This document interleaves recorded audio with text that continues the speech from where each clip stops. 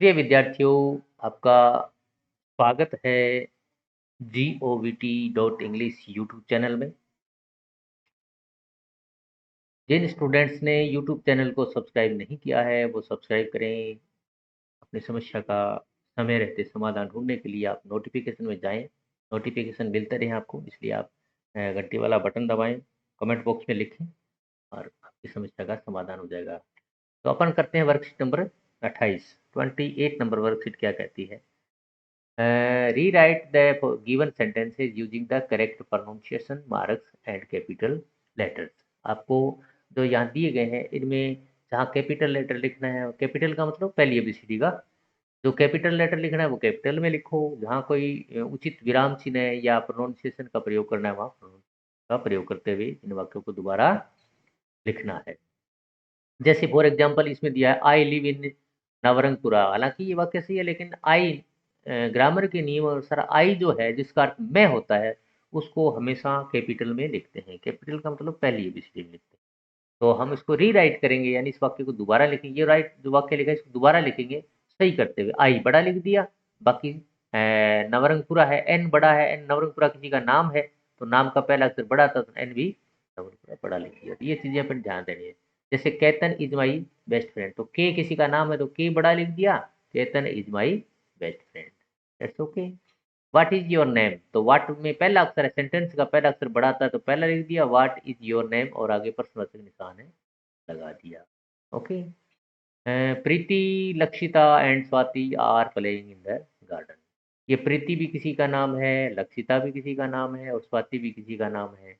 तो प्रीति पी बड़ा आ गया, PREETI, यहाँ ये अल्पविराम लगा दिया, कोमा जिसको बोलते हैं। लक्षिता एल बड़ा आ गया, लक्षिता। एंड स्वाति भी एस बड़ा आ गया, ये तीनों के नाम से पहले अक्षर बड़े आ गए, यहाँ आपने कोमा लगा दिया और बाकी सारा वाक्य लिख दिया। He asked me where do you study. He का पहला अक्षर बड़ा आ गया, आस्क्ड मी यहाँ अल्पविराम आ गया, कोमा जिसको बोलते हैं, where do you study question mark लगा दिया और से सही कर दिया इसको। We went to Jaipur last month. We का मतलब डब्ल्यू पहला अक्षर है, वेंट टू जयपुर, जयपुर शहर का नाम है, इसके लिए जे बड़ा आ गया। We went to Jaipur last. इस प्रकार से आप पहले क्वेश्चन को आराम से कर सकते हैं। और दूसरा जो क्वेश्चन है वो क्या कहता है? Rewrite the given paragraph using the correct pronunciation and capital letters. ये जो पैराग्राफ दिया है इसको पैराग्राफ को दोबारा लिखना है, जो भी इसमें गलतियां हैं उनको सुधारते हुए। हालांकि ग्रामेटिकल गलतियां नहीं है, लेकिन छोटे बड़े की गलतियां हैं, कोमा की गलतियां हैं। कोमा नहीं लगाई या छोटा बड़ा नहीं लिखा। वेहन, वेहन डब्लू जो है वो इस सेंटेंस का पहला है तो इसे डब्लू बढ़ाएगा। वेहन आई बढ़ाएगा, when I was a child, comma I, I का मतलब मैं, ये बढ़ाएगा, आई बढ़ाएगा। I could talk when, comma लगा दिया, व्हेन आई, ये बड़ा लिख दिया। I was 6 year old, comma लगा दिया। आई बड़ा लिख दिया, आई लर्न लैंग्वेज। आई बढ़ाएगा, ये आई बढ़ाएगा और बाकी कोमा का प्रयोग करते हुए आप जहाँ भी आई आपको नजर आ रहा है वो आई पहली एबीसीडी में आएगा। बाकी आपको अ, ये जैसलमेर जो है वो जैसलमेर किसी का नाम है तो जे ऐसे दूसरा एबीसीडी का नहीं आएगा, पहली एबीसीडी का आएगा, कैपिटल आएगा। तो इस प्रकार से आप इसको वाक्य को देख करके, जैसे when I was a child, ये कोमा लगाया, आई कुड टॉक, कोमा लगाया, when I was 6 year old, comma लगाया, I learn language, comma, I could speak 2 language, comma, no I am 10 year old, comma या comma है, and I can speak 3 languages, comma, I live in Jaisalmer, जी बता है। इस प्रकार से आप इसको आराम से कर सकते हैं। 28 नंबर तो आराम से आप स्टॉप करके और कर सकते हैं। अब करते हैं वर्कशीट नंबर 29। वर्कशीट 29 क्या कहती है? Write 5 to 10 sentences about the place you visited during summer break. यानी छुट्टियों के जो ब्रेक मिलता है, छुट्टियों की गर्मियों की छुट्टियां मिलती है, उस दौरान आप जहाँ जाते हैं उसके बारे में 5 से लेकर के 10 सेंटेंस आपको लिखने हैं।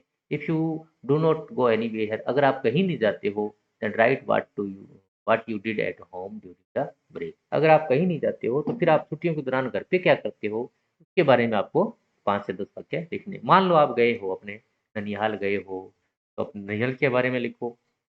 मान लो आपके पेरेंट्स कहीं नौकरी करते हैं, आपके पापा मम्मी कहीं जॉब करते हैं और छुट्टियों के दौरान आप अपने दादाजी के वहाँ गए हो, तो वहाँ गांव में गए हो दादाजी के पास जहाँ आपके खेत भी है, आपके चाचा ताया भी रहते हैं, बुआ जी रहते हैं, वहाँ गए हो, उनके भाई-बहनों के साथ आप खेले हो, तो इस प्रकार भी आप लिख सकते हो। जैसे अपन थोड़ा-सा प्रयास किया, आप इस प्रकार से लिख सकते हो और अपनी तरफ से भी लिख सकते हो। During summer break I went to my दादाजी।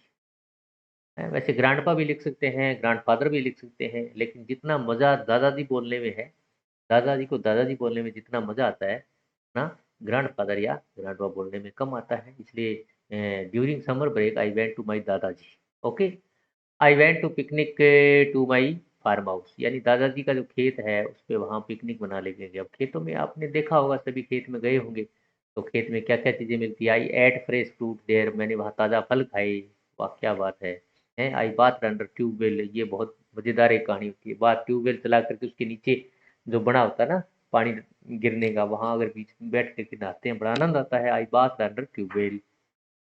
आई played with our brother and sister, मेरे वहाँ भाई बहन जो है वो जो तेरे भाई बहन है, उनके साथ हम खेले। आई इंजॉयड विद माई दादाजी, मैंने अपने दादाजी के साथ में आनंद लिया।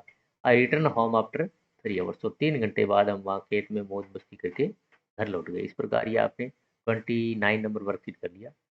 ये वीडियो आपको कैसा लगा कमेंट बॉक्स में ज़रूर लिखें। अगर किसी प्रकार की आप समस्या फेस कर रहे हैं तो तुरंत आप लिखें कमेंट बॉक्स में, ताकि आपकी समस्या का समाधान किया जा सके। Good bye, see you soon.